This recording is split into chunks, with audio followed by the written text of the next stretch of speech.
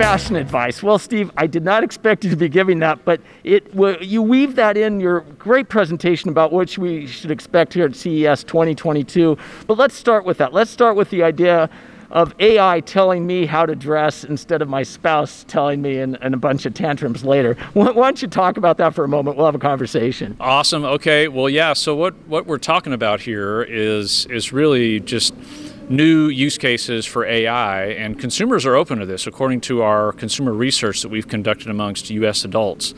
And fashion advice, legal advice, all kinds of different things. I think what it adds up to is that people are looking for ways to make things more convenient, work smarter, not harder, and just generally lead a more 21st century lifestyle. But for fashion, unless you're a real fashionista and you're just dialed in to all things, fashion related and so forth, maybe you subscribe to GQ or something.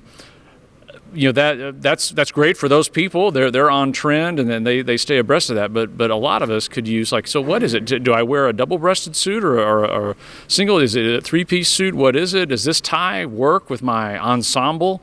That's really helpful to have an AI assistant. Instead, I can pivot to that instead of my wife. Instead of, honey, does this look good? So it eliminates the need to consult with folks around the house, and you can get the latest details ostensibly from this digital assistant. So it should be pretty cool. Well, you're not alone in that. I think Steve Jobs only wore black because it was really simple. No cognitive cycles required, right? Yeah, black is the new black. Yeah. I think is the punchline for Jobs. But yeah, it's just one fanciful example of how digital assistants are assisting us as humans more and more.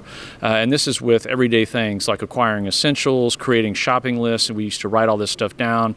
Now we can just spout off our different essentials and food items that we need and have a digital running list, and then just say, basically execute that list, and it shows up on our door a little bit later. Also, just AI assistants automating a lot of things. Sticking with kind of the food example, eventually I think we're going to see in a very short amount of time smart appliances that are AI equipped, sensor equipped, so they're going to know that the device, the refrigerator, is going to know what's inside, and if we're down to our last can of beer, maybe we can tell it, hey, whenever this happens, I want you to automatically fulfill this.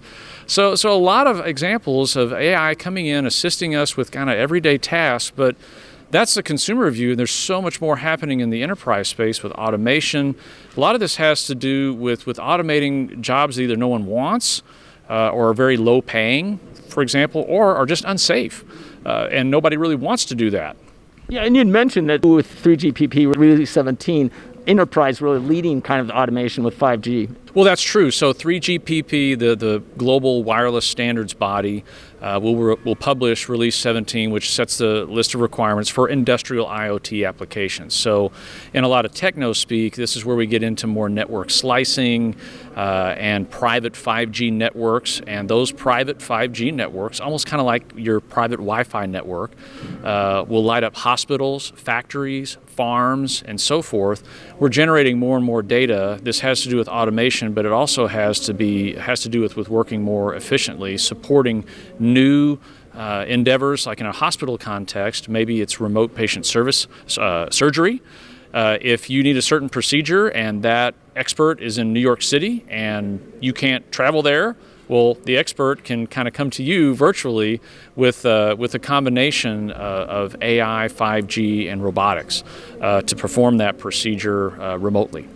And it also leads back to this whole idea of the metaverse. And one of the other examples, you mentioned that we're kind of in the 56K world today, but I do see kind of it happening with certain people who have their heads in their map application, for instance, instead of looking around. Does that kind of like the first step to a metaverse where we're in this virtual world and the physical at the same time?